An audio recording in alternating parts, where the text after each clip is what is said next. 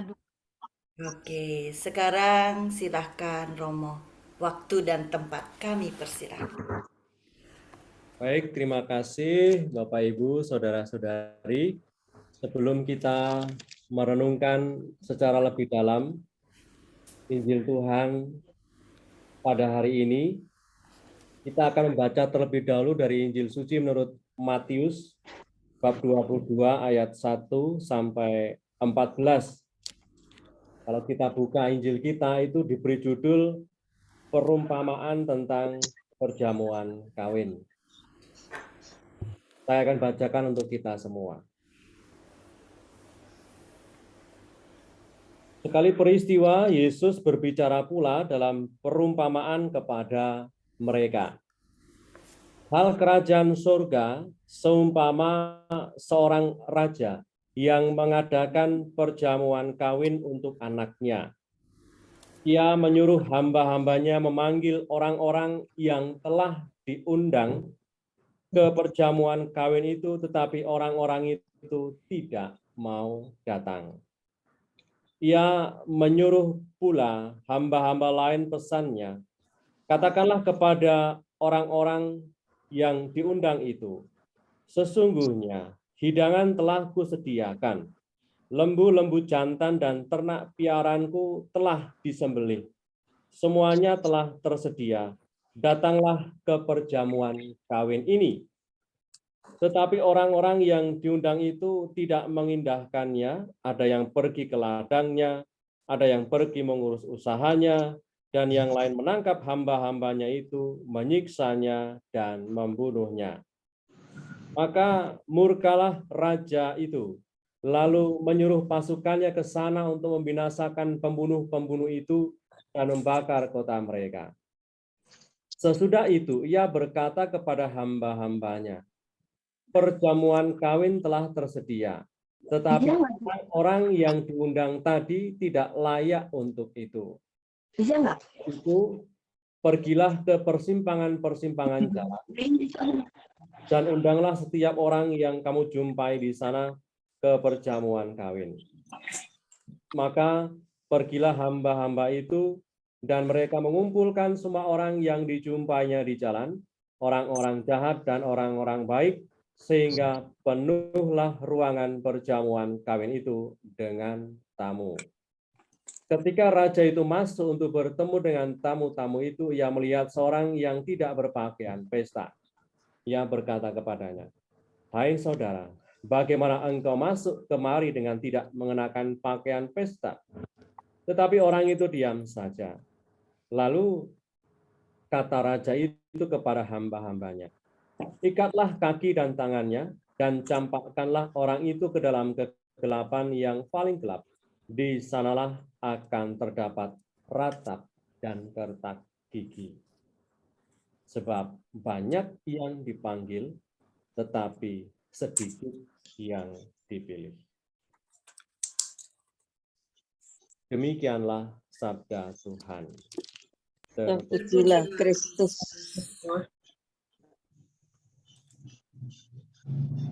Baik, saudara-saudari, saya akan mencoba untuk sedikit mengupas kekayaan dari sabda Tuhan yang kita dengar pada hari ini, yang sebenarnya sangat kaya maknanya, di mana baru saja kita mendengar Tuhan Yesus menyampaikan sebuah perumpamaan atau pengandaian tentang kerajaan surga, tentang kerajaan Allah. Di mana tadi Tuhan katakan kerajaan surga atau kerajaan Allah itu diumpamakan seperti seorang raja yang mengadakan resepsi perkawinan. Kalau dalam bahasa kita kan resepsi ya ini. Perjamuan kawin itu bahasa kita, bahasa sederhana adalah resepsi. Allah sebagai penyelenggara resepsi perkawinan mengundang tamu-tamu yang terpilih. Namanya keluarga dari Ibu Risa, dari Ibu Rita, pokoknya semuanya diundang semuanya. Ada tulisannya di situ. Ada namanya. Namanya jelas, tertuju kepada siapa, rumahnya di mana. Nah, Ketika sudah ada undangan yang jelas dengan alamat yang jelas, ternyata yang diundang itu tidak mau datang. Alasannya macam-macam. Ada yang ngurus usahanya lah, ada yang pergi ke ladangnya lah, ada yang karena mungkin alasan males lah, dan seterusnya. Nah, yang menarik di sini adalah kendati pun para undangan ini yang sudah dipilih, biasanya kan kalau seorang yang mengadakan pesta nikah itu kan sudah jelas siapa yang akan diundang ya. Siapa yang akan diundang, nah, lalu tempat duduknya nanti sudah disusun sedemikian rupa, sehingga nanti akan dikatakan the right man on the right place gitu ya. Undangan ada yang VVIP, ada yang VIP, ada yang kelas yang biasa, semuanya jelas di situ. Tetapi ternyata ketika undangan sudah jelas kepada pribadi yang jelas, orang-orang itu nggak mau datang. Tetapi inilah yang menarik bahwa ketika banyak tamu undangan yang sudah dipilih tidak mau datang, tetapi raja tetap menyelenggarakan resepsi perkawinan itu. Ia tidak membatalkan ya, tidak membatalkan perjamuan nikahnya karena semua sudah tersedia. Maka ketika semua sudah tersedia, makan, minum, semuanya tersedia untuk pesta, walaupun para tamu tidak datang, raja tidak membubarkan, raja tidak membatalkan. Maka dari sini, sang penyelenggara pesta, raja itu adalah Allah sendiri, di mana Allah itu tetap gigih, tetap konsisten untuk mengundang banyak orang. Kedatipun para undangan yang terpilih tadi, Tuhan ini kan menyampaikan sebuah perumpamaan untuk mengetuk hati kaum Farisi dan ahli-ahli Taurat sebenarnya. Di mana mereka adalah sebenarnya sebagai bangsa pilihan. Sebagai bangsa pilihan yang diibaratkan sebagai orang-orang yang sudah mendapatkan undangan sesuai dengan nama mereka.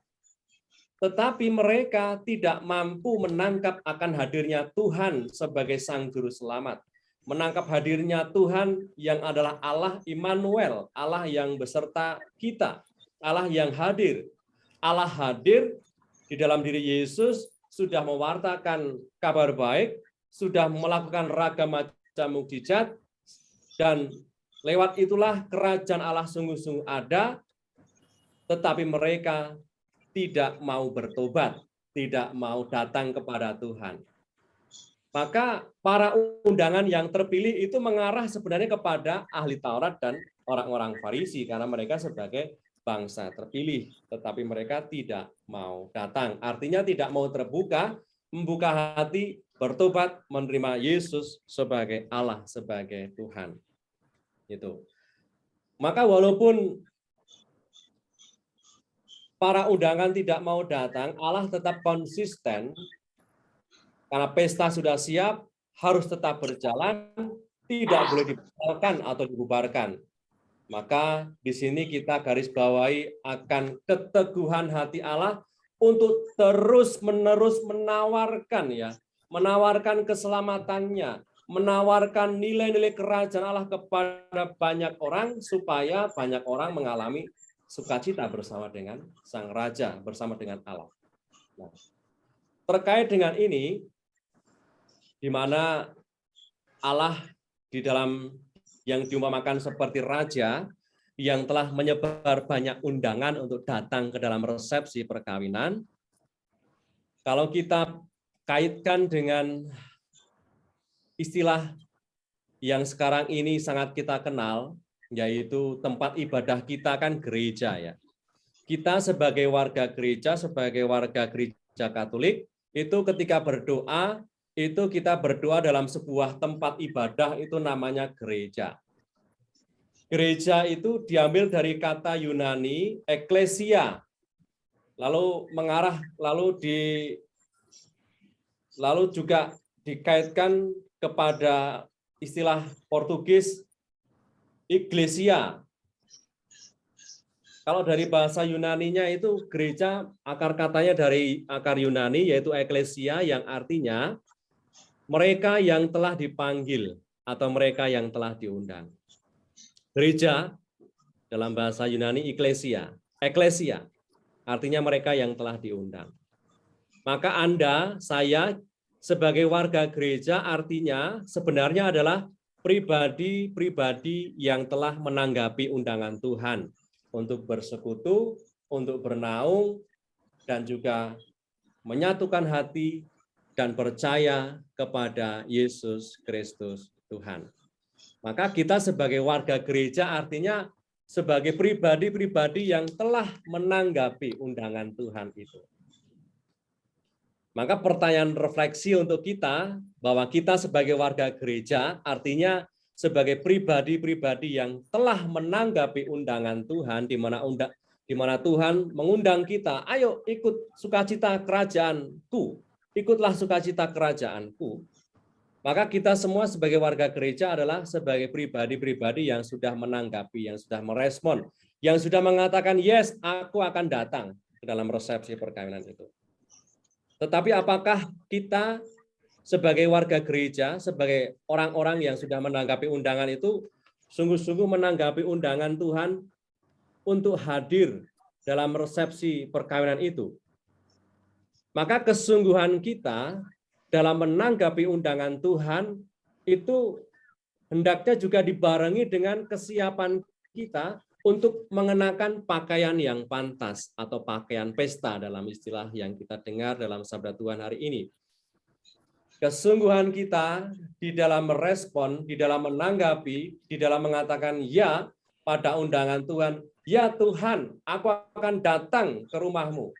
Itu juga hendaknya dibarengi dengan kemauan kita, sehingga kita tidak hanya mengatakan yes, saya akan datang, tetapi apakah saya, keseluruhan diriku ini, sungguh-sungguh ingin datang dengan penuh kesungguhan hati. Artinya kita datang tidak hanya mengatakan ya, tetapi juga tidak hanya ya dengan kata, tetapi juga dalam keseluruhan diri kita juga mengatakan ya. Gitu ya. Kalau kita sudah mengatakan ya mau hadir ke pesta, tetapi pakaiannya bukanlah pakaian pesta, maka ini kan bisa diragukan apakah kita sungguh mengatakan ya, ya memang benar bahwa kita mengatakan ya saya datang dan memang benar datang. Tetapi kalau tidak pakai pakaian pesta, apakah itu sungguh kita menghargai sang penyelenggara pesta? Maka kalau kita kaitkan dalam hal-hal fisik dalam kehidupan menggereja kita seringkali kan ada sebuah anjuran dari gereja dan juga dari katekismus dan juga dalam ajaran resmi gereja bahwa ketika kita merayakan Ekaristi, ikut dalam perayaan misa, kita diwajibkan untuk mengenakan pakaian yang pantas. Bukan pakaian yang serba baru dan mewah ya, tetapi pakaian yang pantas, pakaian yang layak. Mengapa ini perlu?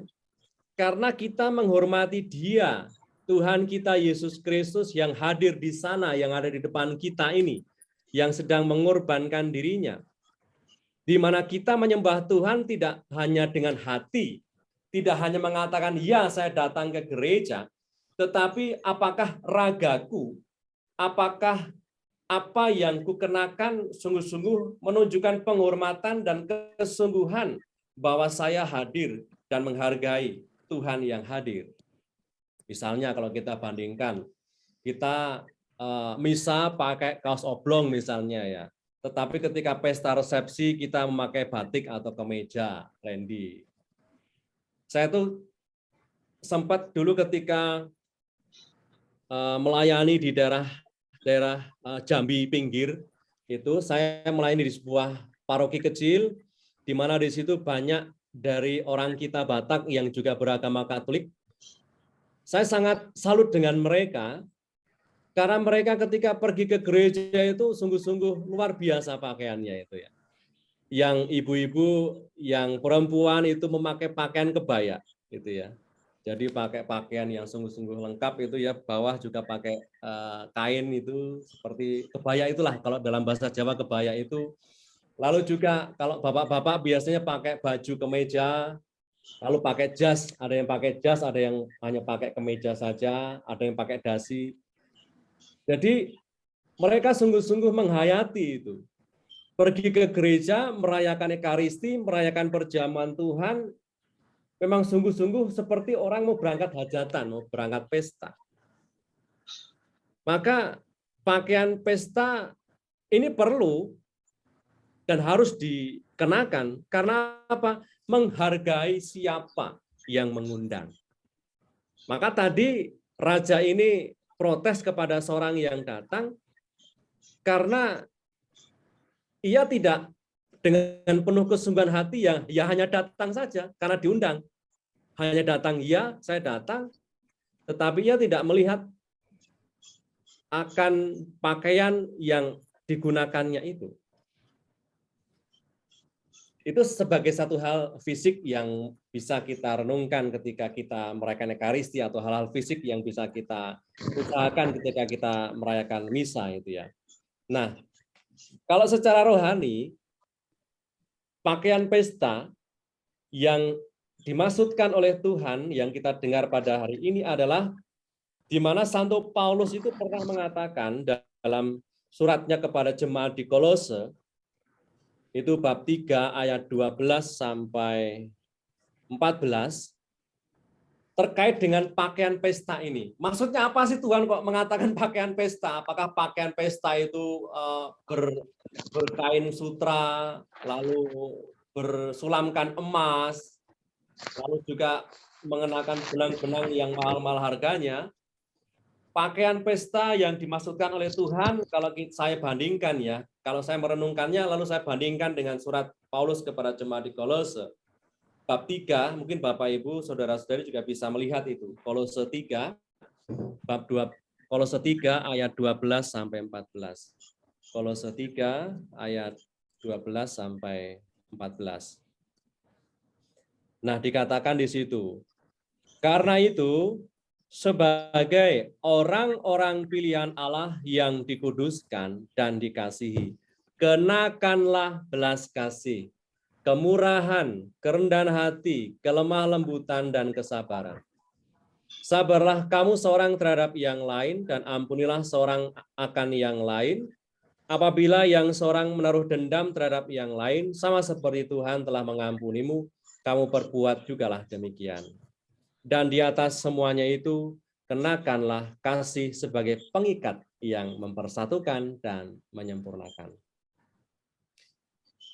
Maka pakaian pesta yang dimaksud oleh Tuhan dalam perumpamaan hari ini bukan tentang pakaian yang ditenun dari benang sutra berlapis emas atau benang lainnya, tetapi pakaian yang kita gunakan sebagai orang beriman adalah pakaian yang ditenun berbahan iman, pengharapan, dan diikat oleh cinta kasih yang akan menghasilkan kain, bahan kemurahan hati, belas kasih, kesabaran, kelemah lembutan, kebenaran, dan kesucian.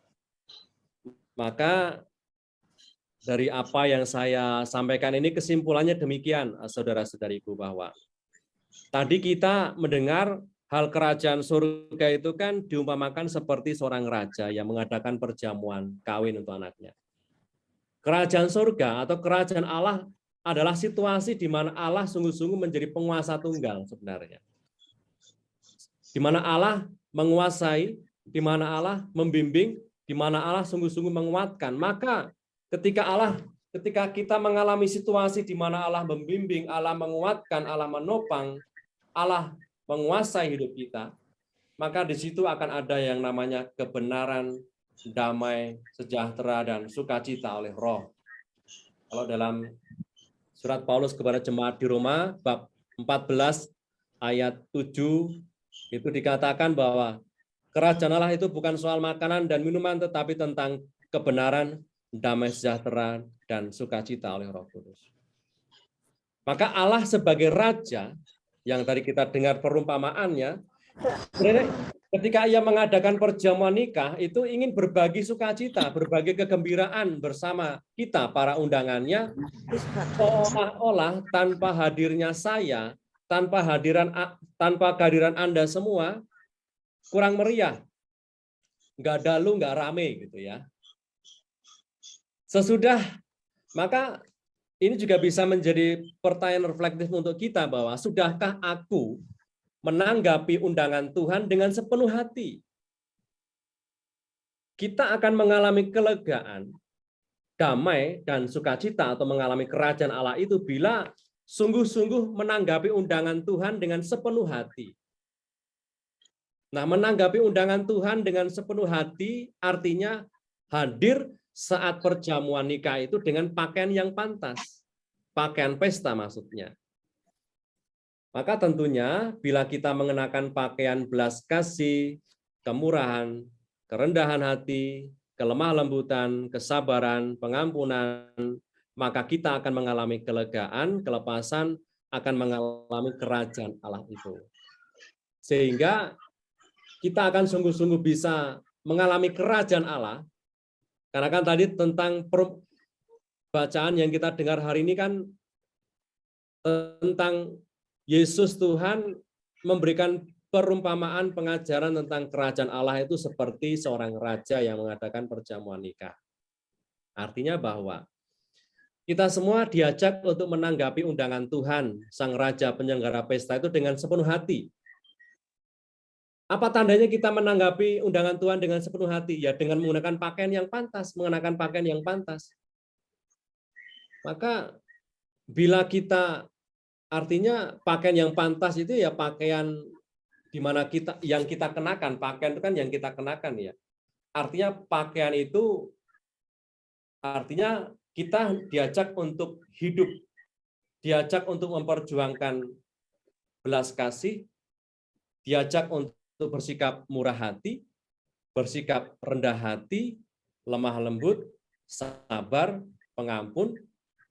Maka ketika kita memilih untuk penuh belas kasih, memilih untuk murah hati, memilih untuk rendah hati, memilih untuk bersikap lemah lembut, memilih untuk sabar, memilih untuk mengampuni, maka kita akan mengalami yang namanya kerajaan Allah itu. Sehingga pakaian pesta itu artinya kita diajak untuk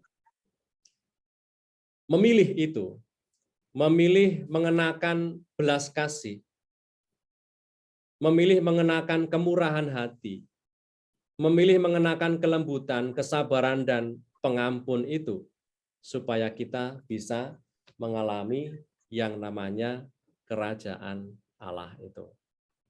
Nah, untuk menutup ini, saya ada sebuah cerita seperti ini. Suatu kali ada seorang pastor yang punya langganan tempat cukur. Nah, tempat cukur ini selalu dikunjungi oleh pastor ini, oleh Romo ini ketika rambut sudah mulai panjang. Romo ini selalu berkunjung ke tempat yang sama. Dilalahnya, orang yang mencukur rambutnya ini di barbershop ini, dia itu seorang ateis yang tidak percaya pada Tuhan. Nah, suatu kali dia berdiskusi karena sudah sangat dekat dengan Romo itu, akhirnya ia berdiskusi dengan Romo itu dan mengakui bahwa dia adalah seorang yang ateis. Gitu ya. Lalu seorang ateis itu suatu kali bertanya kepada Romo itu, Romo, saya tidak percaya kalau Tuhan itu ada. Lalu Romo itu kembali bertanya, mengapa kamu tidak percaya bahwa Tuhan itu ada? Ya, kalau Tuhan itu ada, maka penjara tidak akan penuh. Kalau Tuhan itu ada, maka tidak ada yang namanya korupsi.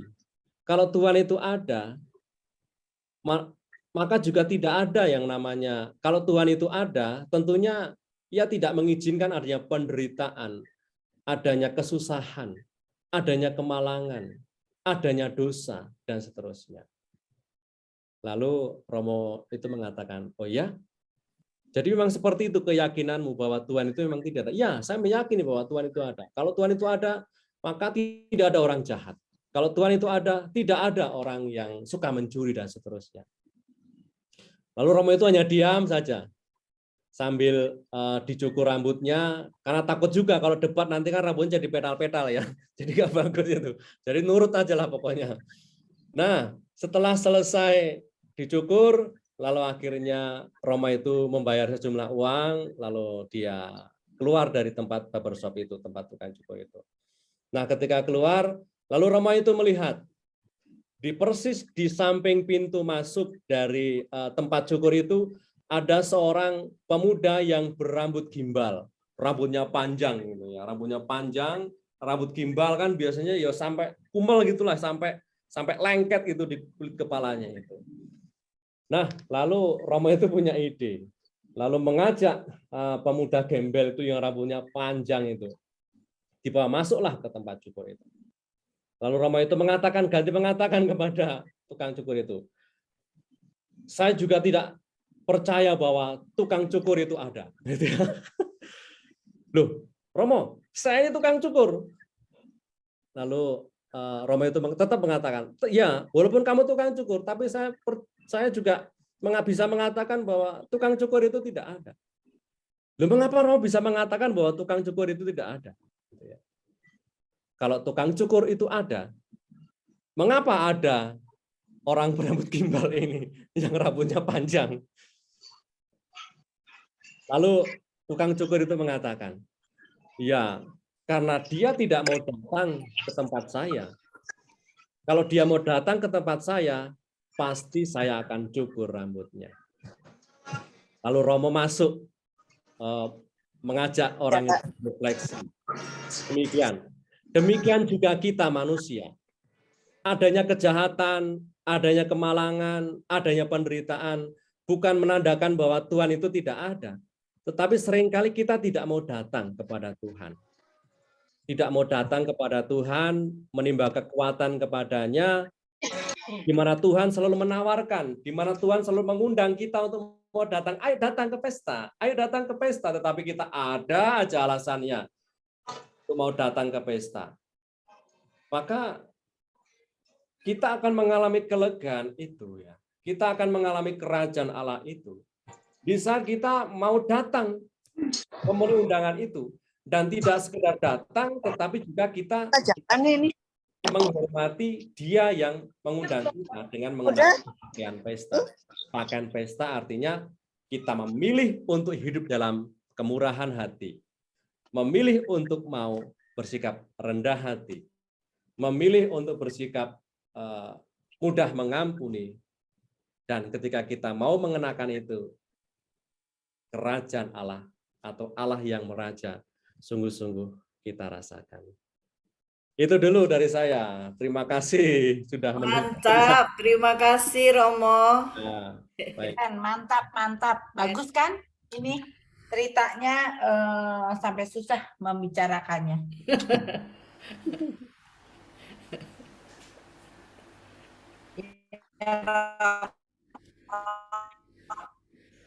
Sama-sama. Terima kasih Romo, juga kita inspiratifnya. Apa sih maknanya ini Romo? Iya. Gimana? Ya. Halo, hilang nggak nih? Suaraku hilang nggak? Tadi terputus-putus. Sekarang ya, coba karena lagi. ada muka, jadi.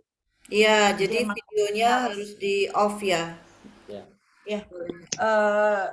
Romo, jadi ini tadi pagi memang sengaja saya nggak mau lihat Romo punya renungan karena takut jadi aku mau dengar lebih enak kan daripada aku nggak tahu sama apa enggak juga nggak tahu jadinya, tapi aku pikir enggak, nanti kalau aku udah dengar jadi bosen kan, udah tahu gitu kan Romo ya, tapi tetapi untuk saya ini ya pilah-pilah sendiri itu Romo ya, jadi saya lebih mengerti ya dalam hal ini. Tadi kan Romo itu Bapa sebetulnya yang raja itu.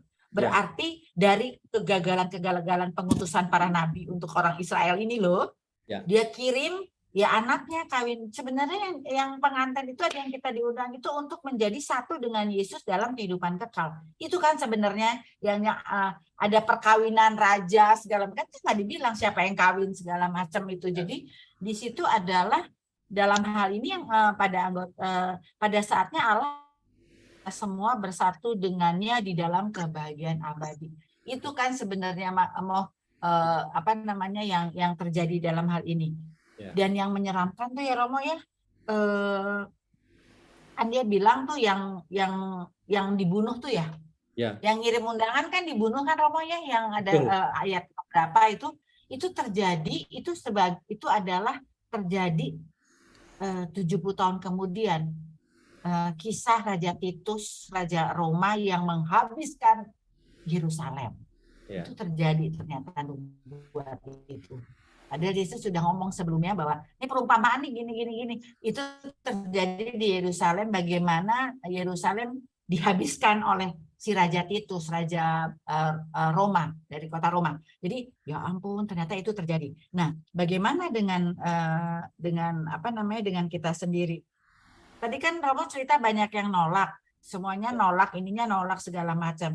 Tetapi di sini manusia boleh menolak itu semuanya, kesempatan yang diberikan. Tetapi rencana keselamatan Allah tidak dapat digagalkan. Itu yang saya pikir. Lu boleh nolak, tetapi rencana keselamatan yang aku buat, karena apa? Israel menolak undangan, maka Allah memberikan kepada bangsa kita, bangsa-bangsa kita ya Romo. Jadi itu boleh gagal gua di Israel, tetapi karena lu gagal, makanya kita menjadi ada bagusnya juga sih Israel seperti itu Romo ya. Jadi kita diselamatkan juga kan bangsa-bangsa kita ini. Nah terus, tapi yang paling nggak enak nih sebenarnya nih, nah di sini pakaian pesta, aku simpulkan itu adalah hidup yang baik, bijaksana dan iman yang baik. Betul. Itulah lambang dari pakaian pesta itu, bukan pakaian pesta yang gemerlap kayak Bu Franky mau ke kawinan kemarin, heboh banget ya Bu Franky ya. Tapi itu adalah pakaian pesta adalah itu. Karena apa?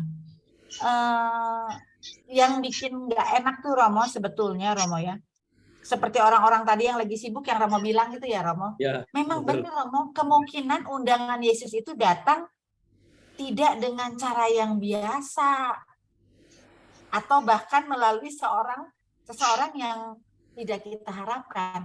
Kadang-kadang undangan Yesus itu datang dari orang-orang yang nyebelin banget menurut saya.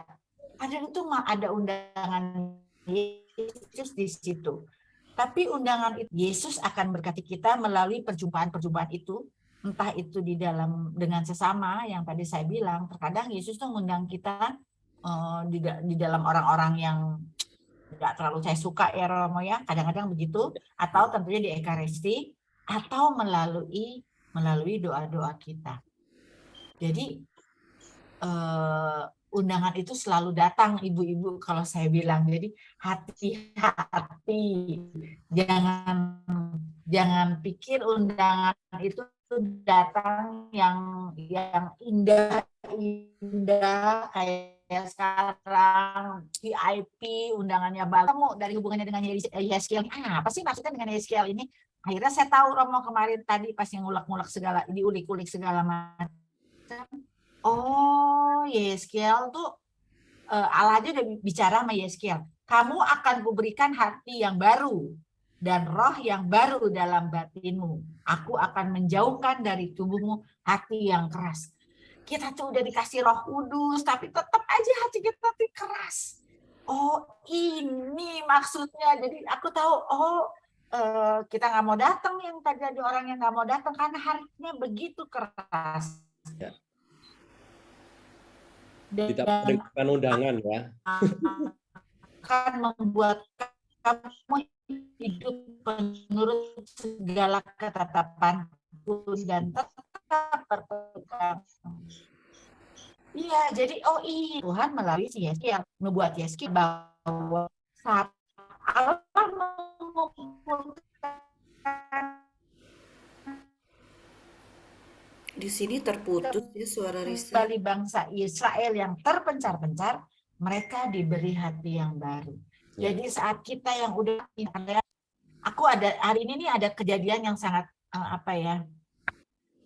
ini dia, ini yang kata Yeskiel, pada saat kita berantakan, Tuhan mengumpulkan kita dengan hati yang baru. Jadi hari Sabtu tuh ada temannya anakku ulang tahun. Kita pada nginep nih, yang Bogor, yang Pekalongan itu pada mau nginep di rumah temanku di apartemen Pondok Indah. Nanti kita berangkat bareng. Itu kan Katolik semua. Mulailah gua atur gimana caranya gereja. Acara 6:30.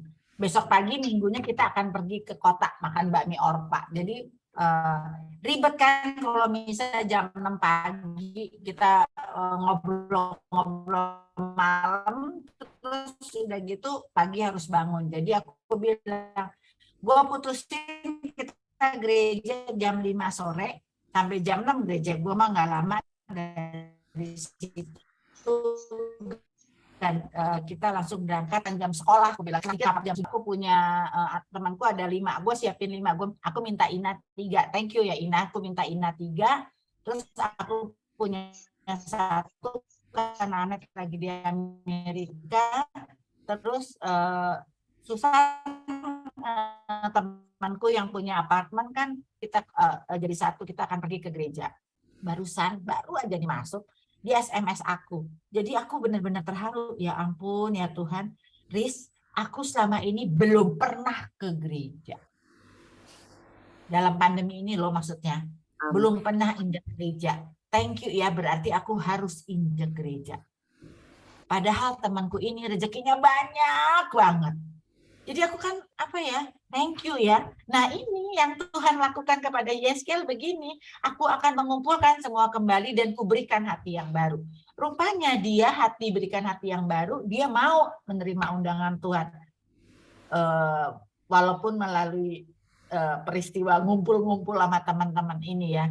Terus jadi, oh ini Tuhan, ini yang katanya Nabi Yeskiel. Jadi gimana kalau kita nggak melakukan kayak teman Risa yang tadi ini, gimana caranya ya? Tapi pernyataan ini jangan membuat kita cemas sih. Kalau yang tadi kata Riri bilang, pernyataan yang terakhir ya, yang heboh banget, banyak yang dipanggil tetapi sedikit yang dipilih, itu kan? Betul. Nggak usah cemas dan nggak usah pesimis. Tetaplah berusaha dengan segala kesungguhan untuk menjadi orang yang pada akhirnya terpilih untuk menikmati perjamuan makan abadi bersama Kristus. Itu Romo, pas aku lihat, gue udah ketemu sekarang sambung-sambungannya. Dan terutama tadi begitu ngelihat temanku ini, aku bisa ngajak dia. Soalnya ini kalau aku ajak San, pergilah gini, orang udah nggak ada, lu ke COVID nggak berani di gereja, tapi di mall lu pergi, malam-malam dansa lu berani. Gimana? Tapi tetap aja dia nutup diri. Tapi hari ini for the first time aku injak gereja semenjak pandemi. Puji Tuhan, semoga terbuka hatinya untuk every week ya. Gitu Romo. Jadi nanti buat aku ini tema yang mau aku suguhkan kembali untuk grup kelompok-kelompok yang lain. Terima kasih Romo Nur. Luar biasa ini kenemuannya lewat kita ternyata bisa menjadi berkat bagi orang lain untuk merasakan kasih Tuhan itu ya. Itu yang aku bahagia. Diundang, Thank kita you, Romo. diundang terus ya, kita diundang terus. Tetapi apakah hati kita hati yang bebal atau hati yang peka gitu ya? Ya. Kalau dari dalam bacaan pertama hari ini kan dikatakan itu ya, dalam bacaan pertama hari ini hati yang keras membatu akan kuambil dari batinmu gitu ya. Lalu juga rohku akan kuberikan dan hati yang taat dan lembut akan kuberikan. Hati yang taat dan lembut akan kuberikan.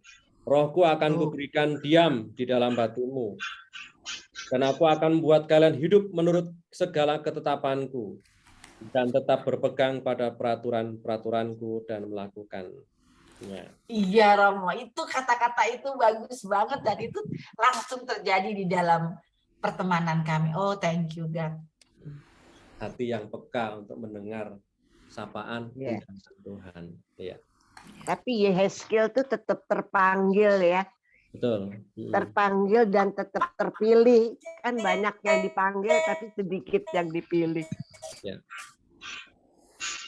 Terima kasih Risa sharingnya. Oke. Ya, semoga kita semua juga menyadari ya bahwa kita itu sebenarnya sudah dipanggil, bahwa kita itu sudah apa sih? Udah tersedia loh sebenarnya semuanya. Tuhan itu memberikan rahmat itu yang berlimpah. Hati aja Dan dikasih. minta kita untuk ayo ambil, ambillah gitu ya. Yang di bacaan pertama kan juga aku Allahmu, engkau akan menjadi umatku. Aku adalah Allahmu. Itu menjadi umat Tuhan itu kan penguasa ya, penguasa dunia ya, pencipta. Apakah ada perasaan kita bangga bahwa kita itu adalah umatnya sang penguasa itu gitu. Tapi rupanya tema ini menarik, mengajak kita merefleksikan. Dalam kehidupan. Iya, apakah kita menanggapi apa yang Tuhan sudah berikan kepada kita? Rupanya tidak cukup dengan ke gereja yang tadi Romo bilang ya pakai oblong aja gitu ya. Artinya siapa dong Allah kita? Kalau kita asal aja datang ke gereja, mungkin juga bisa jadi itu sedikit ya Romo ya, mungkin indikator bagaimana kita mau menghargai, mau kehadiran Tuhan gitu. Nah, yang tadi disampaikan Romo itu rupanya sebenarnya membuat kita, silahkan ini untuk sharing nih, baik sekali loh. Karena rupanya ini perumpamaan mengenai kerajaan surga. Allah. Kerajaan Allah artinya apa? Allah yang meraja dalam Meraja. kehidupan kita. Mungkin banyak kasus, banyak apa sih kejadian-kejadian yang membuat kita tidak merasakan kehadiran Allah oleh karena kita sendiri yang melakukannya. Yaitu tidak mengenakan yang tadi Romo bilang. Nah, yuk kita sharingkan apa sih menurut Bapak Ibu pemahaman yang tadi Romo sudah sampaikan di sini. Banyak aspek, banyak segi, banyak sisi yang bisa kita masukkan ke sini dari sharing-sharing Bapak Ibu dan teman-teman sekalian. Silahkan bagaimana merefleksikan tanggapan kita terhadap undangan Allah. Menarik ini undangan sabda Tuhan ini. Iya. Ya, silakan Pak Markus ya. Ya, Pak Markus mungkin videonya seperti tadi Bu Risa dimatikan dulu, jadi lebih bagus kelihatannya.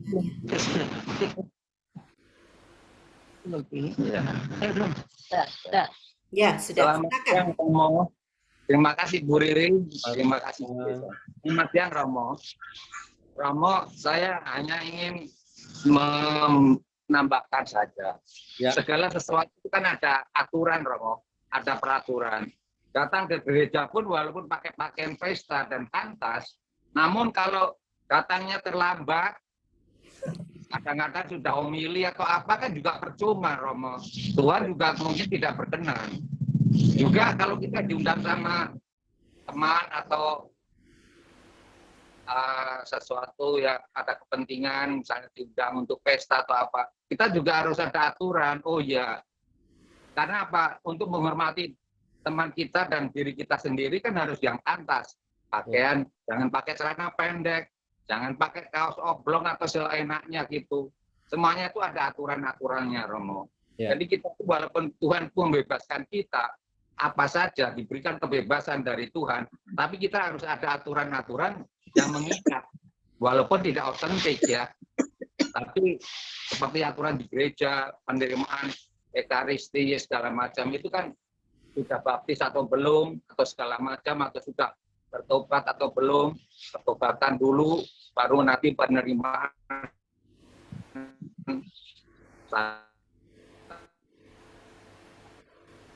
sakramen, ekaristi segala macam. Jadi segala-galanya itu harus ada aturan-aturan walaupun tidak terlalu otentik. Tapi itu aturan gereja maupun aturan-aturan pada umumnya pada semua orang, saya rasa seluruhnya akan ada aturan-aturan yang mengatur kita supaya berbuat baik dan layak itu. Demikian Romo untuk tambahan saya dan terima kasih. Mungkin Romo akan menambahkan sesuatu pada saat. Terima kasih Romo. Terima kasih. Terima kasih Bu Lisa. Terima kasih Bu Gimana Lisa. Romo mengenai aturan-aturan yang ada di gereja ya? Ya. Kalau di dalam konteks gereja kita itu ya sangat tertata sebenarnya. Gereja kita memang adalah sebuah institusi yang sangat tertata mulai dari hal yang terkecil sampai hal yang paling besar. Semuanya serba tercatat, semua serba tertata. Misalnya ketika orang mau membaptiskan anaknya, orang tuanya harus menyertakan surat nikah gereja, lalu juga harus mengikuti pelajaran setidaknya berapa kali. Baru nanti biasanya minta surat pengantar dari ketua lingkungannya, kan seperti itu. Aturannya sangat jelas dan sangat rinci sekali. Itu bukan untuk menghalang-halangi supaya kita mendapatkan berkat, tetapi menghargai akan sesuatu yang kita terima, gitu ya. Ya semuanya kan butuh persiapan ya. Ke gereja butuh persiapan, merayakan ekaristi butuh persiapan, menerima sakramen baptis butuh persiapan, merayakan saling menerimakan sakramen perkawinan juga butuh persiapan, dan itu semua harus dilakukan sesuai dengan aturannya, sesuai dengan kebiasaan yang ada. Dan itu sangat perlu untuk kebersamaan kita. Kita kan hidup bersama, kalau tidak ada aturannya kan bahaya kan. Maka ini sebagai cara untuk bisa memudahkan supaya kita bisa hidup bersama dengan baik, karena kita sebagai gereja, sebagai persekutuan, sebagai paguyuban, sebagai persekutuan umat Allah. Nah, untuk mengikat itu, maka harus ada aturan, bukan untuk menghalang-halangi, bukan untuk mencoba mengikat, tetapi aturan itu dipergunakan dan ditaati supaya mempermudah kita dan semakin mengajak kita untuk ya bisa berkembang dalam keutamaan-keutamaan itu. Jadi tidak asal saja ikut, tetapi memang sungguh-sungguh ada aturannya. Saya setuju Pak Markus itu, apa yang disampaikan itu. Aturan itu menuntun kita ya Romo ya, menuntun untuk menjadi lebih baik dan lebih lebih pantas juga ya Romo ya, jadi lebih nyata gitu. Cuman apakah disadari atau enggak? Kadang-kadang umat pikir ini aturan-aturan yang gitu, yang penting kan hati, biasanya begitu ya. Tapi rupanya ada maknanya sebenarnya. Seringkali kan itu jadi alasan ya, yang penting hatinya Romo, yang penting kan ya nggak lihat bajunya, yang penting hatinya. Iya, akhirnya jadi semena-mena, biarin aja nggak ada yang lihat hati gua gitu. Tetapi kan kita menyembah Tuhan tidak hanya hatinya ya, tapi kita diajak menyembah Tuhan untuk keseluruhan ya diri kita. Tapi Romo, ya. Ini di Indonesia itu benar banget di Indonesia. Bukan saya bilang tidak benar, sangat benar. Tetapi Romo kalau pergi ke Manila deh, ke Filipina, Romo lihat datang ke gereja, mereka datang dengan celana pendeknya yang jeans, dengan tank topnya. Pertama kali saya datang, saya terkaget-kaget dan agak syok begitu loh. Tetapi mereka khusyuk berdoanya, tidak main-main. Terus saya tanya kan, ya ke waktu itu Romo Andre, ini kok begitu banget, kok aku risih ya, aku jadinya risih. Ini budaya Tante, beda memang dengan di Indonesia. Budaya. Jadi susah, jadi nggak bisa penerapan di sini dan di sana itu kita nggak tahu, itu kan Tuhan yang tahu ya dia datang atau enggak. Dan di Amerika pun sama, pokoknya di luar Indonesia di luar Indonesia itu pada pakaiannya itu ya seperti itulah, apalagi kalau musim panas ya. Kalau musim dingin mereka coat semua, pasti masuknya dengan coat ya, nanti dibuka gitu kan. Tapi kalau ini bahkan itu terjadi di dalam anak saya. Kalau dia ke gereja saya harus ngeliatin dia bajunya dulu, ganti nggak begitu, nggak ada pakai tank top, pakai kardigan atau apa gitu kan. dia udah cemburu-cemburu, apa sih mama kan ini kenapa sih kan segala macam. Jadi ya itu kita nggak bisa prorata itu begitu ya Romo ya, karena itu Dia mereka sempat punya lihat budaya budaya emang berbeda. barat ya. Ya, ada yang Itu aja mau kasih tahu ada yang ibu-ibu yang belum pernah keluar luar negeri itu mungkin either di Singapura, mungkin kalau si Kelly lihat gereja ya begitu ya Kel, kayak gitu. Tapi ya kita tetap kepada kita punya tradisi, kita tetap kepada apa yang menurut baik di mata kita. Mungkin itu Romo. Ya, kita nggak bisa menghakimi seseorang dengan. Tapi karena anak saya adanya di Indonesia, di gereja Indonesia, pasti saya akan tegur, nggak bisa aja gitu. Either itu pakai apa namanya online, waktu pada musim online terus tuh kita tidak boleh ke gereja. Dia begitu bangun tidur gede-gede pakai celana pendek, no, ganti. Saya suruh naik ke atas lagi, celana panjang, kayak gitu Romo. Jadi itu sih sebenarnya ya itulah ibu-ibu ini untuk sekedar pengetahuan aja. Jadi memang yang dibawa kayak Pak Markus tadi bukan nggak benar, tetapi itulah budaya kita. Sedangkan ada peraturan, jadi tahu peraturan tidak boleh pakai yang tidak ada lengan atau bagaimana, jadi apalah gitu kan ya. iya Jadi ya ada itulah. sebenarnya. Tapi Jadi kalau nggak di bisa sini, Mak, diprorata kalau pakai itu aja berarti nggak sopan, nggak juga. Gitu loh maksudnya. ya balik lagi itu ada maknanya ya semua ya. Itu bagaimana kita menanggapinya sih. Sama Ya. budaya timur beda. Ya. Oke, baik. Apakah ada yang lain yang mau sharing mengenai tanggapan mengenai tema ini, Ini menanggapi? tadi menarik dari sharingnya Bu Risa tadi bahwa kita itu setiap hari diundang loh untuk mengalami kerajaan Allah itu. Nah ini mungkin bisa ini pengalaman menarik dari yang hadir di sini. Dalam hal apa saya diundang untuk mengalami kerajaan Allah itu? Diundang untuk sabar, diundang untuk murah hati, diundang untuk bisa bersikap fokus, lalu juga mudah mengampuni, memaafkan. Nah, ini kan menarik ya, karena kan ini kan perumpamaan yang mengajak kita untuk berpikir, oh iya ya, Tuhan itu mengundang saya setiap saat bahkan, gitu ya.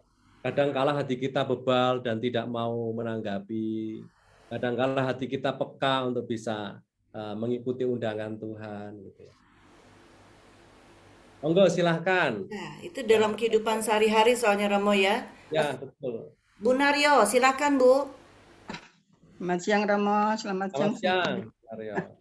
Saya tertarik tadi dari awal tadi Mbak Riri bilang, oh udah diundang, udah datang, malah disuruh pergi, malah dimarahin ya, karena bajunya itu.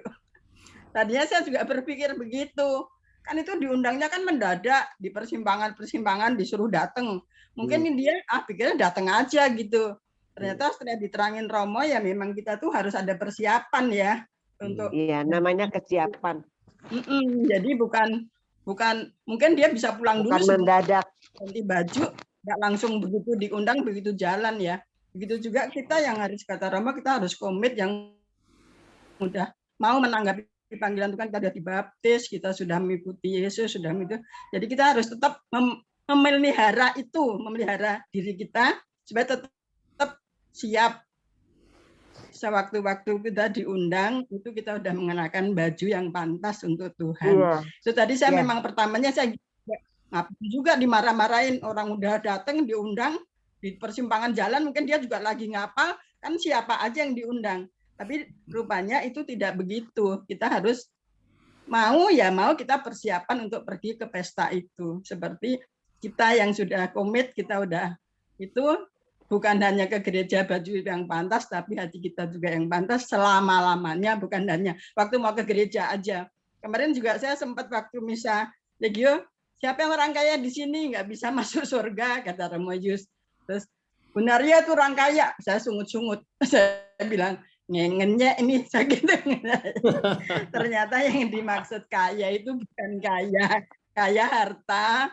Kita bisa rendah hati, kita baru melayani, kita baru mau begini begitu, mau pokoknya segala mau apa yang itu udah kaya gitu. Jadi bukan kaya harta.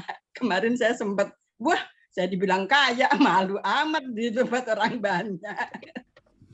Itu aja mungkin kita harus komit sampai dari awal kita mau menanggapi panggilan Tuhan. Saya dibaptis, sampai sekarang saya harus tetap siap sedia kapanpun dipanggil Tuhan untuk di pesta itu. Itu aja, Romo, Terima Bapak Ibu kasih. semua. Bu Naryo, tapi dipanggil Tuhannya kalau yang ajak pesta enak, Bu Naryo. Gampang. Enggak, Iya. seperti yang Bu Naryo ngomong. Tetapi kalau Tuhan mengundang Betul. melalui orang yang Ibu benci banget, itu sering-sering terjadi. Iya. Itu yang kita harus, itulah Iya, Dharma, iya. pakaian pesta itu maksudnya iman yang siap dengan Iya. kesabaran, berbelas kasih dan bijaksana. Iya, iya. Itu yang juga Tuhan mau. Terkadang Tuhan mengundangnya dari orang yang nyebelin. Nah, Riri pada satu, Riri diundang Tuhan dari orang yang nyebelin banget ya Ria. Tapi itu juga bagian Iya, undangan betul. Tuhan. Kalau pesta mungkin enak ke gereja. Itu bagian dari fine, gampang itu mah. Karena budaya kita yang oke, hati oke. Gitu. Itu yang jangan lupa. Jadi ingat tuh, Sering-sering Bu Tuhan Rita undang pernah kita dari orang suasana. ya, itu bagian dari kita ya, bagian dari Ya, kesiapan. itu undangan yang itu. jadi pernah kirim Ya, Apa Romo? ya.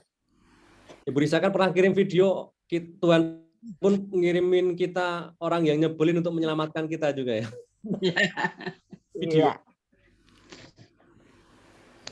Pernah kirim video kan? Lagi minta Oh, tolong tidak ambilin. selamanya orang yang jahat Nyebelin itu. itu, Heeh. orang jahat itu Bukan apa ya? orang Akhirnya cuek, temennya orang yang jatuh cuek. tuh loh, Rin. Atas tuh loh. Enggak, nenek-nenek minta tolong ambilin tongkat. Kata itu Oh, anak, iya. ya saya ambilin. Terus piano Tidak jatuh dari selamanya. lantai atas. Iya, iya, Iya, iya. itu undangan juga kan. Untuk terhindar dari Iya itu. Aku juga mau mau sharing deh ceritanya baru kemarin. Mungkin sambil nunggu yang lain ya, sharingnya ya. Sederhana nggak apa-apa ya Romo ya. Silakan. Kemarin itu saya kan nganter saudara adik ipar ke check up ya. Dari hari Kamis ya, Jumat kita ke rumah sakit. Tiap hari sih ke rumah sakit ya. Jumat jadi kita tuh nggak pernah punya kesempatan untuk kemana-mana karena udah sampai siang gitu di rumah sakit. Paling waktu hanya ya siang sore lah kita bisa kemana-mana gitu. Jadi nggak kemana-mana, kita cuma yang deket hotel dan rumah sakit. Nah, pada hari Sabtu kita tuh mau merayakan ada saudara yang ulang tahun yang ikut bersama kita. Jadi kita mau pergi ke tempat yang lebih jauh gitu ya. Walaupun pakai kursi roda nggak apa-apa katanya. Akhirnya kita tanya ke rumah sakit mana sih ada mall yang bagus nggak sih di sini yang biasanya di apa? Ini di Bangkok ceritanya Romo. Terus ada Icon Siam gitu. Iya, tapi jauh. Berapa jauh? 20 menit. 20 menit mah nggak jauh ya untuk kita ya. Akhirnya kita ke sana nih naik taksi ceritanya bertiga. Naik taksi dari rumah sakit bertiga. Terus kita jalan, kita tanya jauh nggak? Jauh, tapi kita bisa lewat tol kata supirnya gitu. Oh bisa bahasa Inggris supirnya udah seneng aja ya. Iya. Terus tapi tambahan ya 50 baht gitu. Nggak apa-apa gitu. Kita bawakan cash, bawa kita patungan gitu ya. Udah kita ngobrol, kita seneng karena orangnya bisa bahasa Inggris. Tetapi di tengah jalan, masa dia buka kayak Instagram atau apa gitu, sambil nyetir gitu. Aduh kok ini agak aneh. Terus tiba-tiba dia terima telepon dari orang, video call coba Romo. Aduh ini kok jadi perasaan gak enak ya gitu ya. Aduh kok gak sampai-sampai. Kita langsung buka Google Map. Jangan-jangan kita diputer-puterin gitu ya. Bener gak Ri? Bener sih gitu. Udah tenang-tenang bener. Memang jauh gitu ya. Nah terus kita jadi sadar. Kita lihat sekeliling. Kita nanya, mana sih itunya, argonya gitu. Itu argonya di atas. Kok gue nggak bisa lihat? Aku bilang gitu, saya bilang gitu. Kok iya sama ya? Aduh gimana mau nanya? Ya kita nggak enak gitu. Waduh gimana ya nih? Kok rasa hati seperti agak ditipu gitu. Ternyata bener. Sampai di mall, kita tanya berapa. Dia buka lah itu argo. 2.540. Itu belum pakai tol. Jadi harusnya 2.590. Nggak mungkin kan 2.500. Kok 2.000? ya kamu bisa bayar saya 1.000, dia bilang. Kok 1.000? Orang itu 2.500, 1.000. Akhirnya kita bertiga ini langsung panik dan marah. Jadi yang sakit ini namanya Sandra itu marah. Oh nggak bisa, yang satu juga marah. Wah, terus akhirnya bingung kan gimana? Akhirnya Keluar suara. kita bayar 500 aja, 500. Kedengeran suara saya? Ya, dengar. Oh iya, udahlah kita bayar 500. Kita bilang, eh kami hanya ada 500 gitu. Mana 500? Ini nih pakai duit aku aja gitu ya. Aku cuma punya 100 karena kita cashnya kayaknya mepet tuh karena udah mau pulang Sabtu soalnya. Terus kita kasih nih, saya kasih 400, terus saudara saya 100 gitu. Dia ngoceh. Yang dia ngoceh apa namanya supirnya ngoceh. Sementara kita juga berantem sampai akhirnya mereka berantem, I call police ya bla bla bla gitu. Udah keluar. Saya bilang keluar. Udah, ini jangan ditanggepin kalau orang kayak gini gitu. Akhirnya kita keluar, dia masih marah-marah gitu. Sementara teman saya tuh udah masih teriak-teriak dari jauh. I call police ya udah cari-cari. Panas pada saat itu.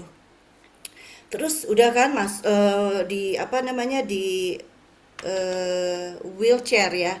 Kita antar saudara gitu jalan. Itu apa yang terjadi? Nabrak orang gitu. Jadi yang megang itu saya nggak megang. Saudara saya lagi yang megang. Nabrak. Terus sampai sana. Jadi semuanya jadi tidak beres. Semuanya jadi tidak apa ya? Kita kesana kan untuk refreshing, untuk merayakan ulang tahun dia. Tapi apa yang terjadi? Muka dia merah. eh Apa namanya, nafasnya terengah-engah gitu ya. Udah Cindy, tenang, udah. Gue nggak bisa terima. Itu orang nipu kita, bla bla. Udah, berapa sih nipu kita gitu. Enggak, pasti nih, pokoknya segala macam udah. Yang udah. Anggap aja kita kasih berkat untuk dia, biarin. Seperti yang inget tuh ya Risa waktu itu kapan dia mau keluarin sampah, jangan kita terima Cindy. Udah, yuk kita have fun aja. Kita nggak langsung miskin kok, masih ada berapa walaupun memang udah tinggal sedikit uang kita. Kan kita masih ada kartu kita. Dia belum tentu ada kartu. Udah, yuk kita tenang aja, tenang gitu. Nah, ternyata itu tidak mudah untuk mengendalikan emosi kita gitu. Nah, hubungannya ke tema ini mungkin bisa kita hubungkan dengan bagaimana kita menanggapi kejadian tadi.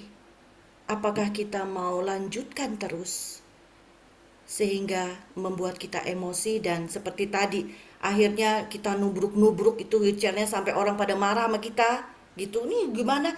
Karena kita nggak fokus, kita hanya memikirkan bahwa kita Kesel. ditipu, kesal banget. Nggak terima, nggak Apakah ada damai di hati kita? Tidak. Padahal Tuhan apa? Tuhan selalu mengundang kita, udahlah, dia juga aku berkati, kamu aku berkati gitu. Kita maunya apa? Enggak Tuhan, aku dong yang diberkati, dia jangan diberkati. Semakin panas kan kayak gitu ya. Nah, maksudnya itu adalah dalam kehidupan sehari-hari bagaimana Tuhan meraja dalam kehidupan kita. Sulit iya, tapi kita harus sadar bahwa rahmat itu ada.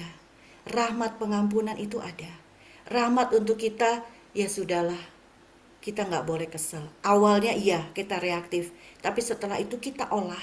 Karena apa? Kita mau mengenakan pakaian yang pantas. Supaya apa? Supaya kita bertiga bisa menikmati makan siang yang enak. Kita bertiga bisa cerita yang menyenangkan gitu, bukan memikirkan segala kepahitan emosi berapa uang yang kita sudah berikan ke dia gitu. Nah, mungkin ini bisa ya itu sharing saya yang kemarin baru aja terjadi. Rupanya undangan Tuhan itu ya mungkin hal yang sederhana itu. Tuhan ingin kita memiliki hati yang tenang, yang damai, yang sukacita. Walaupun ada masalah, walaupun kita jadi korban, tapi kita tidak mau memikirkan bahwa itu adalah kepahitan yang akan membuat hidupku jadi tidak benar gitu. Hidupku jadi tidak menyenangkan. Enggak. Karena Tuhan sudah mengundang kita untuk selalu merasakan kedamaian, sukacita gitu. Tapi itulah yang kita harus lakukan. Kita harus mengenakan pakaian yang tadi Rama bilang. Kerendahan hati, kemurahan hati, kelembutan. Nah, itu kita harus ingat, oke, aku mau menanggapi undangan Tuhan melalui mungkin hal yang sederhana itu. Nah, itu contohnya mungkin bisa direnungkan. Bisa kan Romo ya?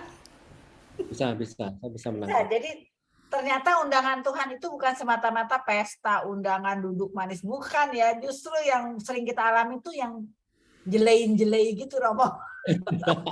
Iya. Nyebelin. Iya, betul. Gimana tanggapan kita, bagaimana reaksi kita terhadap hal-hal yang membuat kita kesal dan kecewa.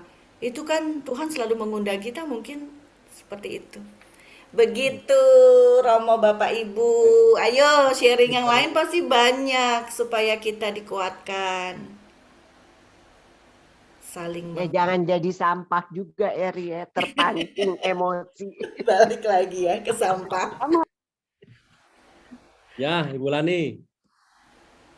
Bu Lani tadi ini banget ya, rame banget. Ayo Bu Lani. Sorry, Romo. Aku Ya. ini lagi di mall. Oh, di Ketemu. mall. Aku tuh lagi meeting, bukan meeting, ketemu sama teman aku. Reuni temanku siarah ke Holy Land. Itu waktu berapa tahun yang lalu? 7 tahun yang lalu. 2005. Di KKS. Iya, ini lagi didengerin kalau ini ngobrol sama Mas Heri nih. Ada temen aku dari siara itu yang tinggal di Sydney, dia baru datang. Gitu. Jadi ini juga mungkin ini satu ini ya Mo ya. Ya. Nggak tahu nih, aku lagi dengerin Romo sembari ini. Sembari ngobrol. Maaf ya Mo. Ya. Oh, selamat makan. Ya, terima kasih. Romo siapa? Romo Nugroho. Pastor, saya Heri, Pastor. Kami Ya. tinggal di Kranji, Pastor. Di Kranji. Ya, Ya, di Palembang. oh, Pastor. Kapan-kapan mampir, Pastor. Ya, terima kasih. Bu Lani, ini Bu Lani dari Australia. Oh ya. Ya, main-main di sana nih kan. Kita ada itu gereja Indonesia di Sydney. Ya. Oke. Pastor siapa Suroto yang di sana sekarang. Pastor Suroto. Suroto ya. Itu Mo, jadi mungkin Ya. Oke. maaf ya Mo nggak terlalu Ya. ini. Baik. Terima kasih Bu Lani. Jadi belum sharing Bu Lani. Sharingnya nggak konsen deh, Rim. Tahun Iya. sekarang. Oke deh, terima kasih. Yang pasti aku terima kasih udah ketemu ini selama 7 tahun kita nggak pernah ketemu, tapi kita punya grup gitu, grup Siara Holy Land. Itu termasuk semuanya masih termasuk apa ya Romo Uskup ya, termasuk Uskup Makassar kita waktu itu berangkat. Jadi masih ada grupnya. Terima Oke. kasih Bu Lani. Oke, thank you. Silahkan yang lain yang mau sharing bagaimana kita menanggapi undangan Tuhan. Belanda ada nggak Belanda? Ada nggak? Bu Susan ya? Ada sih. Tadi ada kok, sekarang udah nggak ada ya? Apa nggak ada? Oh, waktunya siap kerja. Oh iya, lagi kerja kayaknya. Jadi artinya sebab banyak yang dipanggil tetapi sedikit yang dipilih tuh gimana?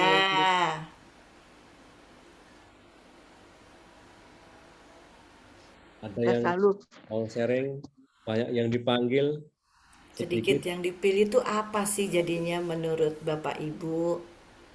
Atau contohnya langsung? Jadi sebenarnya bukan itu ya Romo ya, bukan Tuhan yang memilih. Kita sendiri yang menentukan apakah kita dipilih atau enggak ya kayaknya ya. Tuhan pasti memanggil kita kan? Iya. Memanggil kita lewat banyak peristiwa. Rick, ada yang mau tanya nggak? Pokoknya masih ada yang bingung, Rick. Jadi nggak ada pertanyaan kalau masih kagak ngerti. Sekarang ditanya aja. Kalau ada pertanyaan udah pasti tadi langsung nanya nih. Atau udah biasa kayaknya ya, pergumulan ini udah biasa ya. Jadi tidak Bu Pri terlalu tumben nggak nanya, Bu Pri. Bu Christine biasanya yang nanya,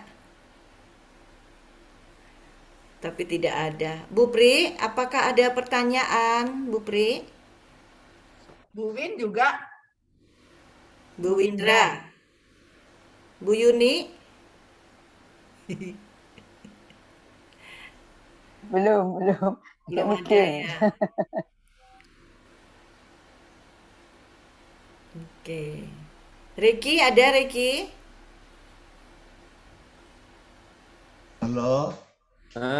Ini. Nah ini suara laki-laki belum ada selain Romo.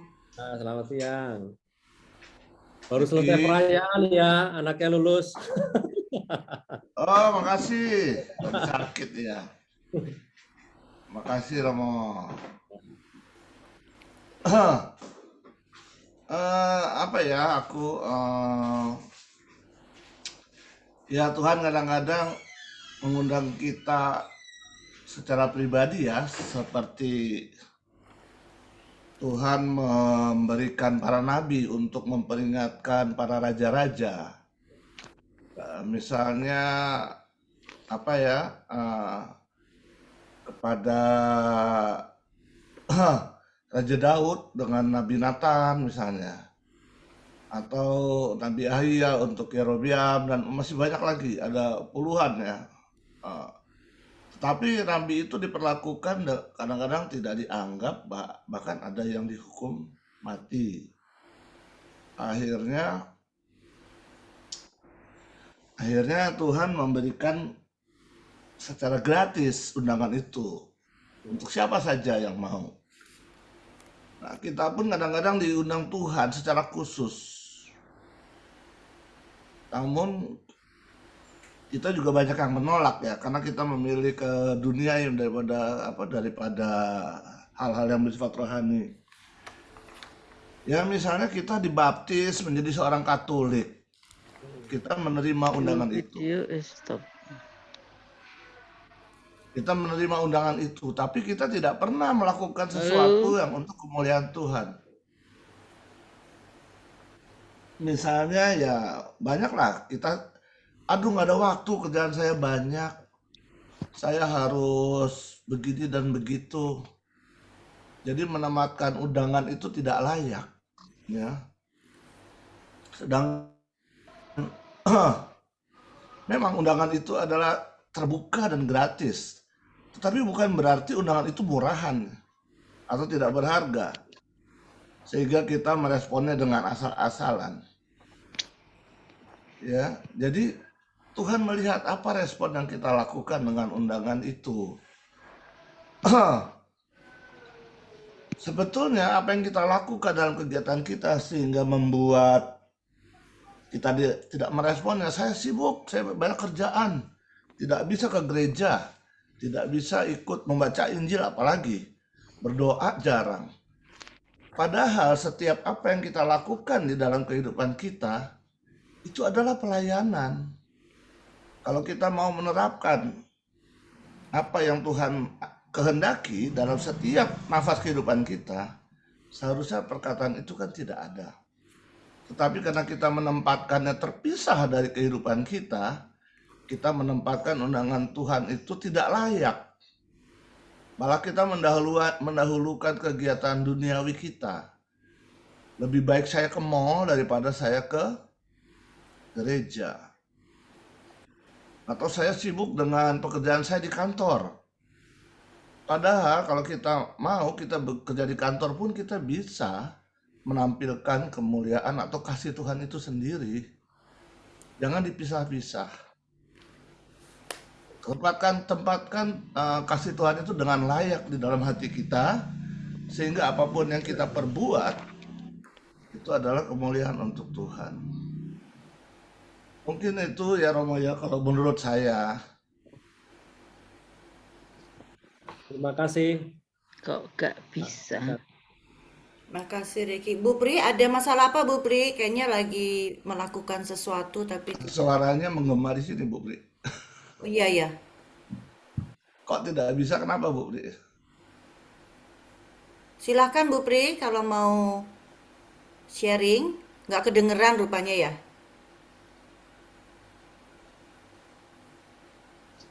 Oke. Memang Bu Pri pendengarannya udah berkurang banget. Kemarin di gereja juga diajak ngomong susah. Dia Oh sendirian. gitu. Sekarang susah. Oh itu Kemarin di ya, gereja kayaknya kasihan juga ya. duduk ngomong-ngomong, Romo Jus ngomong nggak dengar. Nggak dengar ya. Nggak pakai alat bantu ya Bu ya. Belum, dia ada masalah dengan kuping. Oke, baik.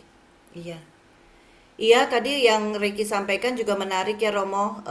Jadi kadang-kadang kita itu memilih-milih ya dalam kegiatan kita ya Romo. Karena menurut kita itu susah gitu. Itu mempersulitku. Itu membuatku sibuk gitu ya. Tapi sebenarnya apapun yang kita kerjakan dimanapun kita berada, itu kan suatu pelayanan kita kepada Tuhan ya. Nggak harus di gereja gitu kali Ricky ya maksudnya ya. Kita bisa memberikan sesuatu gitu untuk Tuhan. Tapi juga ada kendala Romo memang dalam berkegiatan pelayanan. Dan internetku katanya tidak stabil. Halo. Ya. Aku Kedengarankah? Saya dengar. Oh, dengar ya. Iya, maksudnya banyak Dengar. juga orang tuh dimintain tolong gitu ya, mau tolong dong Iya. untuk bantu ini, bantu itu. Pasti bilangnya, aku kan nggak bisa, aku gini-gini. Padahal Tuhan itu kan kalau mengutus seseorang, meminta seseorang, udah pasti sudah disiapkan ya apa yang diperlukan gitu. Jadi kadang-kadang ya kita juga dengan mudah menolak undangan Tuhan dalam hal kegiatan pelayanan gitu. Gitu. Itu aja sih mau nambahin. Panggil, pilih. Oke. Iya, undangan Tuhan itu di doa juga loh. Bukan yang aktif di dalam apa tadi pelayanan ke gereja atau anything. Ya, Di kehidupan dalam doa sehari-hari kan bagian tadi undangan Ricky Tuhan bilang. juga. Ya. Doa maksudnya jadi tidak mau berdoa gitu, Riz, maksudnya. Ya, jadi undangan berdoa juga bagian dari undangan Tuhan. Kan banyak kan kita berdoa yang nggak sungguh-sungguh atau sekedar ucap-ucapan udah biasa. Jadi tidak ada makna. Coba kita mulai doa kita benar-benar doa yang bermakna. Doa Bapa kaminya kita bayangin gimana Bapa gitu. Jangan Bapa kami yang suka makanan gitu. Karena udah terbiasa salam Maria setengah jam selesai, malah ada yang 15 menit karena kayak ini justice jadi gitu loh. Jadi coba mati amin. Salam Maria waktu kayak mati amin. Ya terus gitu Romo kan udah terbiasa. Romo terkadang tanpa pakai pikirnya mulutnya udah ngomong sedih gitu loh Romo. Karena udah 30 tahun mungkin ya kan kayak seperti itu. Jadi coba itu coba kita hari ini aku mau coba yang apa ya, aku sih soalnya begitu pengalaman dari aku. Kalau rosario udah asik gue udah rosario, tapi ternyata kosong gitu loh. Apaan gue rosario ini? Tapi coba yang kayak kenapa aku sebutin aku percaya. Kan kita pernah belajar mengenai aku percaya. Kenapa itu Bapa kami. Terus ya gitu deh, maksudnya begitu loh Roma, itu bagian dari undangan Tuhan, bukan semata-mata hanya gereja, pelayanan gitu loh. Tapi di sini ada nggak sih yang mungkin, pertanyaan nih, merasa sudah menanggapi undangan Tuhan, tetapi tidak merasakan pesta itu. Ini kita nggak bicara mengenai kehidupan kekal dulu ya, kita sehari-hari dulu ya, karena menghadirkan kerajaan Allah. Nah, apakah di sini ada yang pernah, aku kayaknya sudah menanggapi undangan Tuhan, tapi aku tidak merasakan perjamuan itu. Nah, loh, itu kenapa ya? Coba pertanyaan Henny dibuka, sudah menanggapi bukan pandangan Tuhan atau nggak tahu? Tapi kok begini hidupku, maksudnya kok nggak nyaman seperti yang tadi aku sharingkan, nggak juga, hatiku nggak belum damai juga misalnya. Apakah mungkin ada tuh yang pernah mengalami itu? sudah menanggapi tapi tidak merasakan Aku perbedaan. boleh sharing, Ri. Oh, nah ini dia. Ada Ri, kan? silakan. aku sharing sedikit. Silakan, San. Iya. Ayo Belanda. Aku pernah melakukan itu karena supaya aku dilihat anak ke gereja, dilihat itu yang aku alamin. Tapi hatiku kosong. Dan itu ya cuman itu yang aku rasakan. Cuman mau sharing itu aja sedikit ya. Nggak bisa lama-lama sebabnya. Tapi itu yang aku rasakan karena supaya dilihat lingkunganku, aku ke gereja. Maksudnya mau jadi teladan gitu ya untuk anak-anak gitu kan ya. Iya, Tapi kok betul. tetap kosong, Tapi kok tidak ada sukacita iya. itu yang katanya Tuhan mau Iya. kasih. Iya. Oke, makasih. Itulah gunanya nubuat Yehezkiel, San. Kau akan dikasih hati yang baru, San. Iya, makanya sekarang lebih jelas ya. Thank you, Riz. Juga sharingnya tadi bagus. Yeah, thank you. Ini asik banget loh yang Tuhan di sini katakanlah kepada orang-orang yang diundang itu, sesungguhnya hidangan telah kusediakan, lembu-lembu jantan dan ternak piaraanku telah disembelih, semuanya telah tersedia, datanglah. Kan kayak ada suatu janji akan kepenuhan. Ya, kepenuhan. Nah, apakah itu kita alami? Bagaimana kita mengalaminya gitu. Sharing Mbak Riri. Ya, silakan Mbak Bu Eni ya. Nah, ini sharing dari 20 tahun yang lalu ya. Masih anak-anak masih kecil lah.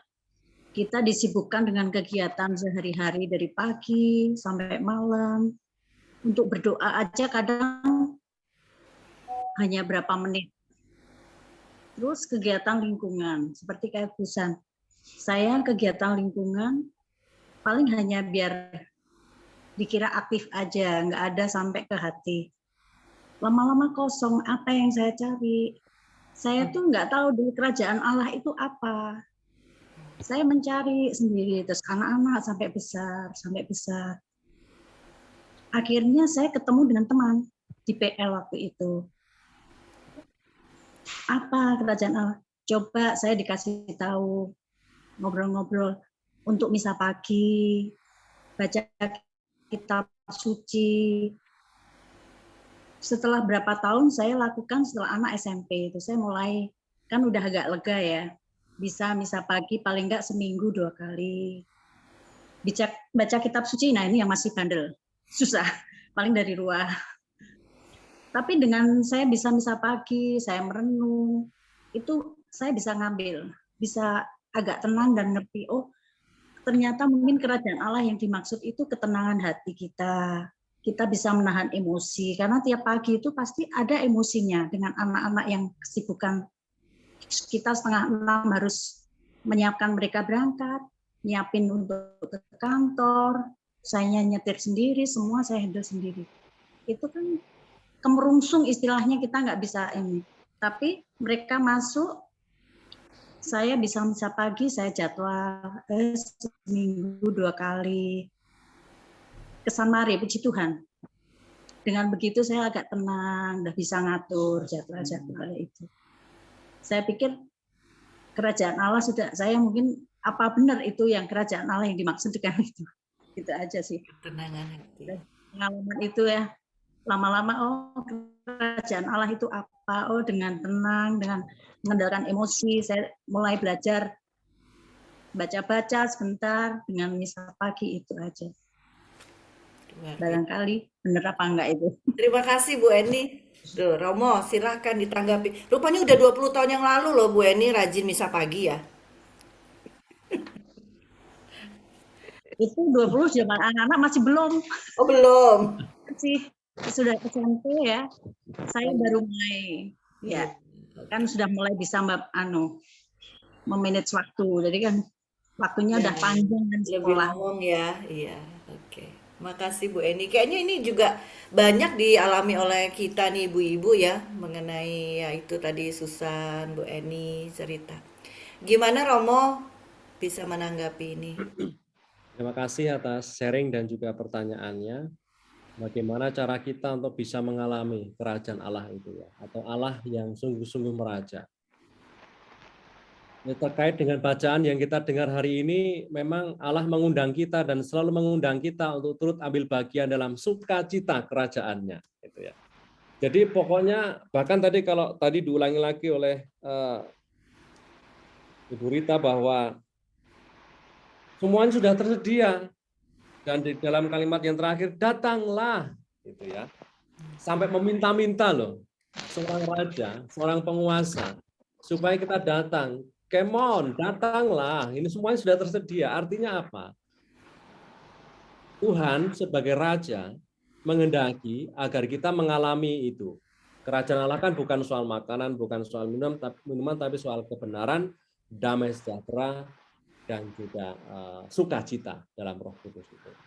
Maka kita akan mengalami damai, mengalami sukacita, mengalami kelegaan, kelepasan, ketika kita juga mau memenuhi undangan Tuhan itu. Undangan untuk apa?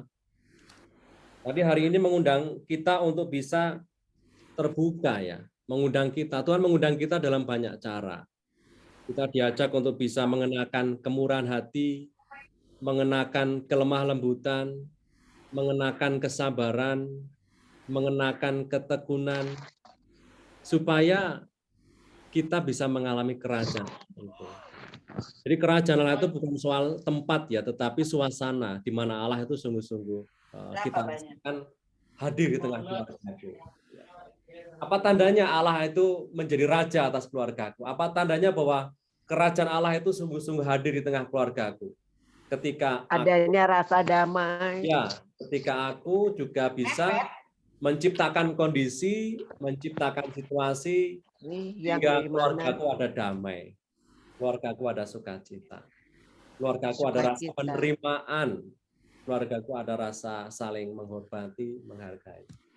Kerajaan Allah itu juga bisa kita rasakan di tengah keluarga, komunitas, dan juga keseharian kita. Artinya ya kerajaan Allah kita artinya ya Allah sebagai yang utama, yang merajai, menguasai, dan menguatkan kita. Kalau Allah sudah menguasai, merajai kita, ya hanya damai, hanya ada kelegaan, hanya ada sukacita. Itu mungkin dari saya, Ibu Eni. Terima kasih, Romo. Apakah ada yang mau bertanya lagi atau mau sharing? Silahkan.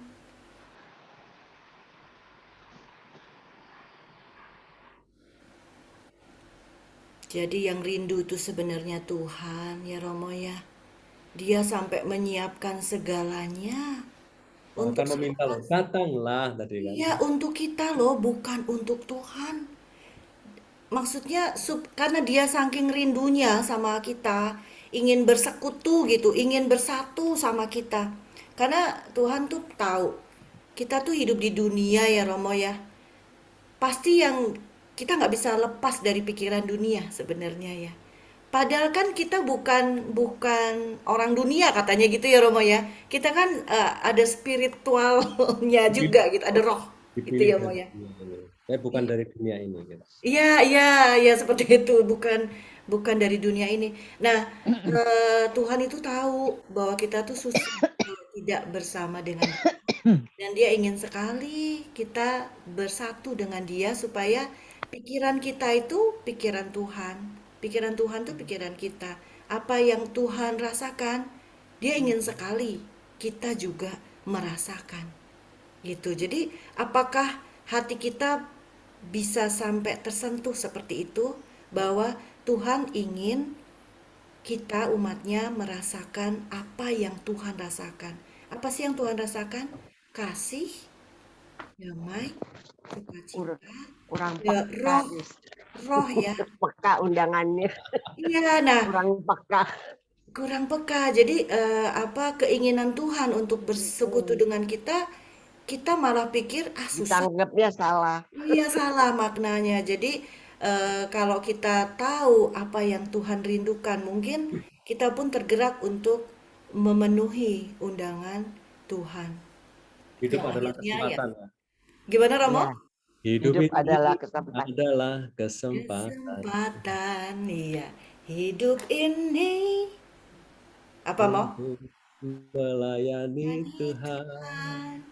Jangan sia-sia waktu Waktu yang Tuhan beri hidup hidup ini harus jadi berkat. iya. Hidup Kita adalah kesempatan untuk menanggapi undangan Tuhan. Come on, ayo ikut dalam sukacita kerajaanku. Gitu ya. betul. Jadi ya semoga ya memenuhi undangan bukan hanya rutinitas, bukan hanya formalitas, tapi memang mau melakukan untuk Tuhan. Iya, sehingga ya hati kita penuh dengan sukacita, damai, walaupun masalah masih silih berganti, datang dan pergi itu lulu. Iya, ada aja satu Ada. masalah lepas, ada lagi masalah. Nggak peduli lah, biarin aja. Yang penting ada Tuhan, gitu ya. Amin. Makin Oke, banyak baik. malah. Kurang lebih itu. Tapi ya perjamuan kawin itu ya rupanya perumpamaan perjamuan kawin pesta. Tuhan juga tahu kita suka pesta soalnya ya. Karena di pesta itu kan banyak kesenangan, semua ada. Gembira pokoknya perjamuan itu ya. Iya, perjamuan gitu. Oke, gimana Risa kalau tidak ada yang lain kita bisa sudahi? Oke. Ya. Thank you Romo, seru ya. You're welcome, thank you. Dari bacaan yang very simple terdapat sesuatu yang banyak buat buat tambahan iman kita. Ya, amin. Semoga kita selalu menanggapi undangan Tuhan ya. Oke. Semoga Tuhan tersenyum melihat kita semua. Yang susah payah bergumul. Terima kasih Romo Nugroho atas pencerahannya. Terima kasih atas waktunya. Semoga kita dapat membawa sesuatu dan kita akan mendapatkan iman kita akan lebih bertumbuh ya Romo ya. Dengan menyadari bahwa Tuhan selalu mengundang kita setiap saat. Oke. Romo minta tolong doa juga berkat. Mungkin kita juga minta doa untuk Ibu Christine ya yang sedang Sanjoyo ya. Dan Bu Sanjoyo. Bu coba ya namanya. Namanya Ibu Christine dan Bu Sanjoyo ya. Ya. Janti aja ya. Ya, Janti ya, Bu Janti. Ya, Bu Christine dan Bu Janti agar diberi rahmat kesembuhan. Baik, saudara-saudariku, mari kita tutup acara perjumpaan Zoom kita. Setelah kita mendengar dan merenungkan sabda Tuhan, semoga menjadi penyegaran, kekuatan dan semangat kita dalam menghidupi iman kita. Kita tutup dengan berdoa.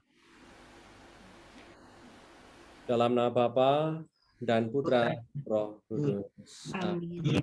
Tuhan bersamamu dan bersama rohmu. Allah Bapa yang Maha Baik. Kami sungguh bersyukur karena pada kesempatan sore ini kami boleh disatukan dalam ruang Zoom ini. Alat komunikasi yang kami gunakan untuk memuji, memuliakan, dan semakin mengenal Engkau di dalam diri Yesus Kristus Putramu, di mana sabdamu boleh kami dengar, boleh kami kupas, boleh kami renungkan, dan boleh kami bagikan lewat sharing-sharing pengalaman dari anak-anak-Mu yang pada kesempatan ini bersekutu, berkumpul dalam ruang Zoom ini. Semoga sabdamu yang boleh kami dengar dan resapkan dan batinkan, kami semakin mampu menanggapi undanganmu yang terus-menerus mengajak kami untuk ikut ambil bagian dalam sukacita kerajaan-Mu, di mana Engkau selalu menawarkan kerajaan-Mu bagi kami semua, dan semoga kami menanggapi undangan itu, di mana kami mencoba untuk memilih hidup dalam kasih-Mu, memilih hidup dalam suasana kemurahan-Mu, memilih hidup untuk bersikap murah hati dan mau mengampuni. Semoga dengan sikap seperti yang telah ditunjukkan Tuhan kami Yesus Kristus, yang menunjukkan kasih yang tulus, yang mau mengampuni dan bersikap murah hati, kami pun boleh mengalami sukacita kerajaan-Mu. Semoga kami pun Kau buat bersemangat dan Kau sentuh hati kami, sehingga hati kami menjadi hati yang peka untuk menangkap, peka untuk menangkap, peka untuk melihat, peka untuk juga menanggapi akan tawaran kasih-Mu. Lewat ragam macam peristiwa, kami yakin bahwa Engkau mengajak kami untuk ikut ambil bagian dalam sukacita kerajaan-Mu. Pada kesempatan ini pula kami berdoa untuk perkumpulan komunitas kami ini. Semoga kami semakin bersatu, semoga kami semakin saling menguatkan di dalam sharing pengalaman dan juga persekutuan doa ini. Persekutuan ini juga semakin Kau berkati sehingga bisa menghasilkan banyak buah di dalam keseharian dan pekerjaan kami. Kami ingat pula anggota komunitas kami yang sedang sakit, Ibu Christine dan Ibu Yanti. Semoga oleh karena kemurahan dan belas kasih-Mu, kedua saudari kami ini, Ibu Christine dan Ibu Yanti, Kau berikan kekuatan dan juga Engkau berikan dari sakitnya sehingga ia boleh bisa kembali berkumpul bersama kami di dalam keseharian dan pekerjaannya. Berkatilah rencana dan acara kami hari ini. Semoga oleh karena berkat-Mu, kami boleh mengalami sukacita, mengalami damai, dan mengalami kelegaan oleh karena penyertaan-Mu. Doa ini kami tuturkan kepadamu dengan pengantaran Kristus Tuhan dan Juru Selamat kami. Amin. Bunda Maria, doakanlah kami, kita doakan satu kali. Salam Maria.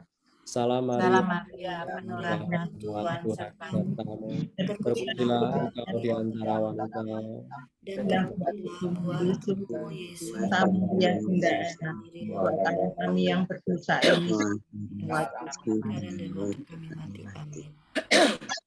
Tuhan bersamamu dan bersama saudari-saudaraku beserta anggota keluargamu di dalam setiap pekerjaan dan rencana-rencana hidupmu, selalu dibimbing, dilindungi, diberkati oleh Allah yang Maha Kuasa, Bapa, Putra, dan Roh Kudus.